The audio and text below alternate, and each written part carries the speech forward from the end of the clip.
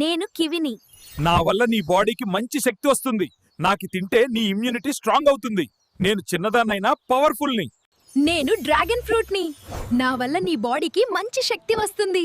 నాకి తింటే నీ ఇమ్యూనిటీ స్ట్రాంగ్ అవుతుంది. నేను అవకాడోని. నా వల్ల నీ బాడీకి మంచి ఫ్యాట్ వస్తుంది, కానీ అది హెల్దీ ఫ్యాట్.